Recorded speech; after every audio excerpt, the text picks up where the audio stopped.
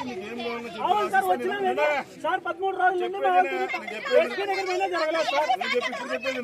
ఇప్పుడు కాదు సార్ అందరి నుంచి వెళ్ళి వస్తారు. 13 రోజుల నుండి ఏం చేస్తారు సార్? వాళ్ళు పోయినప్పుడు ఆడవాళ్ళు వచ్చినప్పుడు కొంచెమైనా కనెకరమా? అవును సార్ నేను ఇంకా మా నాన్న తెచ్చింది సార్. మా నాన్న తెచ్చింది సార్. నేను మా నాన్న తెచ్చింది సార్. నాకు సార్ ఏమి